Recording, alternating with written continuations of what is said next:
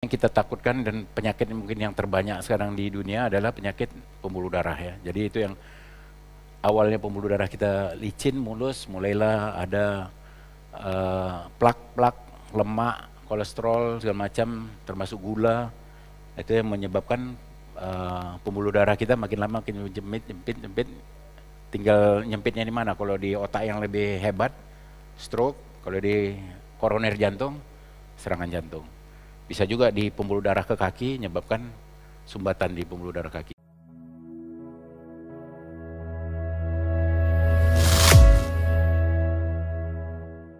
Ya, ini juga MCU rutin ini penting ya bagi kita. Kenapa? Kadang-kadang banyak orang yang nggak sadar dia sudah menderita sakit, tapi nggak ada gejala. Saya berapa kali dapat pasien sudah diabetes dia nggak tahu. Kemarin juga baru aja, masih relatif muda umurnya, gulanya tinggi. Jadi kadang nggak ada dok, nggak pernah sakit gula. Begitu diperiksa HbA1c itu kadar gula darah dalam 3 bulan terakhir ternyata tinggi sekali, di atas 10 ya. Tanpa dia merasa pernah sakit. Kadang-kadang ada orang-orang tertentu yang simptomnya itu, gejala itu nggak keluar. Jadi ini adalah pentingnya MCU, menyingkirkan kondisi-kondisi di mana orangnya tidak terlalu waspada, tubuhnya tidak terlalu waspada terhadap penyakit. Banyak juga kolesterol juga banyak kan. Ternyata 300 kolesterol, dia nggak pernah tahu. Dan nggak ada simptom sama sekali, gejala sama sekali. Ini terapi ozon boleh aja diberikan, tapi ini alternatif ya. Kemudian satu lagi mengasup obat yang diberikan dokter secara kontinu dan disiplin. Jadi kalau misalnya dia hipertensi, ya udahlah tiap hari makan obat. Memang udah gennya udah timbul ya. Dia udah usaha diet, olahraga, nggak turun juga, ya udah obat. Diabetes juga sama, udah usaha diet, olahraga, nggak turun juga, ya udah obat. Gagal obat, suntik insulin. Nah, itu memang stepnya begitu ya.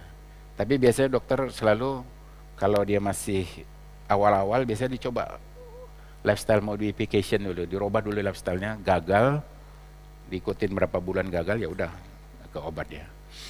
Nah, olahraga yang terbaik sih aerobik ya, seperti jalan, renang, sepeda, terutama untuk kita yang udah usia, jangan yang high impact lagi, low impact ya. Jadi nggak usah lah zumba loncat-loncat, nah, nanti habis itu ankle terkilir lah. Kemudian kalau untuk anak-anak gimana supaya dia nggak bosan, jangan suruh nak lari ya 10 kilo pagi ini ya. Waduh, anak-anak kita digituin bosan. Permainan biasanya. Dulu kan kita lebih senang olahraga, kita main bola kaki sama teman-teman daripada disuruh lari sendiri atau sepeda di kamar gitu, static cycle, pasti bosan. Jadi untuk yang muda masih boleh, tapi kalau yang tua hati-hati ya. Banyak kali waktu saya di Jambi dulu, saya latihan tenis di sana, di lapangannya gubernur, ada 3 itu. Kalau nggak salah saya 4 kali lihat orang yang meninggal di tempat. Karena tenis itu termasuk mertua saya juga gitu. Udah saya bilang umur 78, Pak udahlah jangan main tenis lagi. Apa sih kan cuma pukul-pukul katanya. Rupanya pas main nih double kan. Nggak tahu nggak bolanya nggak nyangkut, nggak out. Jadi lari sana kejar lari sana. Ya namanya udah kalau gitu nggak mau kalah kan. Jatuh di lapangan. Sejam kemudian meninggal karena serangan jantung ya. Jadi berbahaya permainan bagi orang tua karena itu faktor emosi tadi nggak bisa kita kontrol. Termasuk sepeda banyak kali kasus ya. Sepeda yang rombongan itu hati-hati, nggak mau kalah kan. Oh saya jangan kalah nih. Dikejar-kejar, bub jatuh. Ada juga kemarin yang cerita sama saya di tanjakan yang di Sentul, itu ada tanjakannya. Itu biasanya mereka tuh berhenti tengah jalan, istirahat dulu. Nanti baru lanjut. Ada satu bapak, Bapak berhenti dong. Oh nggak apa-apa. Sampai atas tuk jatuh meninggal. Kadang-kadang faktor emosi itu bisa berpengaruh. Jadi carilah olahraga yang jangan bersifat kompetitif pada kita lagi ya. Kemudian berapa banyak kita harus berolahraga? Minimal 5 kali seminggu, 30 menit cukup. Dengan ada target nadinya 220 kurang umur kali 0,7 sampai dengan 0,8. Jadi contohnya biar gampang, umur 20 tahun, 220 kurang 20, 200 kali 0,7, 140, kali 0,8, 160. Jadi untuk umur 20 tahun, nadi latihannya antara 140 sampai 160. Itu yang dia pertahankan selama 30 menit. Jadi kalau dia nadi dasarnya 80, kemudian misalnya dia naik static cycle nih, 80 naik 90, itu belum dihitung titik nol latihan. Begitu masuk 140, itulah titik nol latihan, dia pertahankan selama 30 menit antara 140 sampai 160 untuk usia yang 20 tahun. Jadi bisa dicatat tuh Pak. Sekarang jam kan banyak kan, jadi nggak usah kita melebihi itu. Ini formulasi ini udah cukup bisa nurunkan kolesterol, gula. Tapi ya jangan harap untuk kompetisi ya, karena ini yang batas yang minimal yang bisa membantu kesehatan kita. Ya, jadi usaha tadi menjaga agar badan tetap sehat, satu diet tadi, udahlah lupakan masa lalu yang indah-indah itu ya. Soto seideli lupakan, sup kaki kambing, sum-sum tulang, nah, dihirup. Nah, kalau di Medan tuh bahaya kali, tulang apa besar tuh masukin apa sedotan, wah, di makanan orang Mendeleng itu, waduh mantap kali. Tapi makanya teman saya di Medan banyak yang meninggal sekarang karena salah diet tadi.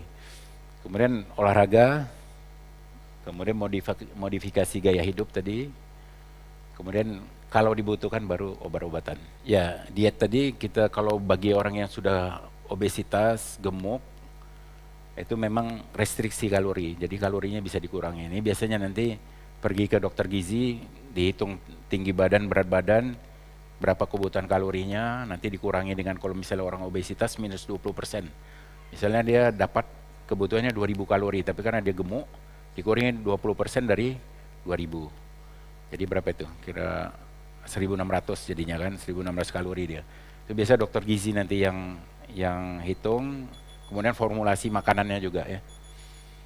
Kemudian dia rendah lemak dan garam, hindari karbohidrat sederhana seperti gula, makanan-makanan cemilan, kemudian makanan minuman yang soft drink ya, perbanyak sayur serat, perbanyak makan buah-buahan. Tapi buah-buahan ini pada diabetes juga nggak boleh berlebihan. Kenapa? Buah-buahan itu fruktose ya, dia diserap dalam bentuk fruktose. Oke, gula darahnya belum tinggi, tapi begitu dia masuk ke hati, fruktose ini akan dirubah jadi glukose, gula akan naik. Kalau nggak percaya boleh tes, misalnya orang diabetes, tes sebelum makan mangga, satu gede ini, sejam kemudian makan mangga, coba tes, pasti naik. Nah, di luar memang pernah ada isu dulu, saya lihat di YouTube kan, wah selama ini kita ditipu sama orang-orang dokter sama orang medis. Ternyata tuh buah-buahan itu tidak menurunkan tidak menaikkan gula darah, malahan menurunkan. Dia bikin di tabung, cek kadar glukosa sekian, kemudian dimasukkan jus misalnya, tadi jus dimasukkan, turun gulanya. Kenapa? Karena tadi yang glukosa yang di sini kan diencerkan sama fruktose. Pasti turun kadarnya. Kenapa? Karena larutannya ditambah, gulanya tetap kan. Nah, ini kan katanya dokter-dokter ini nipu selama ini, gula buah-buahan ya itu di dalam tabung reaksi ya. Tapi di dalam badan fruktose tadi akan dibawa ke hati, dirubah jadi glukose ya. Asupan makanan. Kami terbiasa bikin jus, merupakan konsumsi tiap hari, tetapi itu merupakan campuran sehingga satu blender itu penuh dengan bermacam-macam wortel, timun, tomat, pisang dan segala macam dicampur begitu. Kita tinggal minum. Jadi apakah pencampuran dengan inisiatif sendiri ada efek negatifnya atau tidak? Satu. Dan yang kedua, dalam hal-hal tertentu, kopi ini kayak dijadikan, saya pernah operasi sinusitis, tetapi kalau minum kopi itu agak mengganggu kepada hidung begitu. Nah, sejauh mana sebenarnya pengaruh kopi terhadap kesehatan ini? Terima kasih. Assalamualaikum warahmatullahi wabarakatuh. Waalaikumsalam. Memang kalau sebenarnya dianjurkan kalau kita makan buah itu memang lebih bagus istilahnya kasarnya gitu ya, daripada kita jus. Apalagi kalau kita saring, ampasnya kita nggak masukin, tinggal intisari patinya. Kenapa? Satu, kalau kita mengunyah buah itu kesehatan gigi kita ya makin kuat, gusi.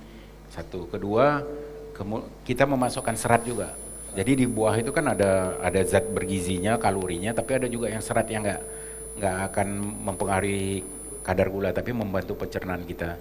Jadi memang selagi gigi kita masih bagus, lebih dianjurkan kita makan wortel nggak apa-apa, ngunyah lah.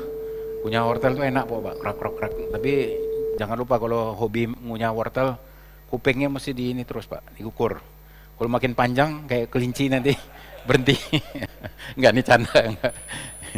Karena ngunyah wortel tuh bagus, antioksidannya tinggi ya. Tapi jangan berlebihan juga, karena dia kan banyak vitamin A-nya ya. Vitamin A itu berlebihan nggak bagus.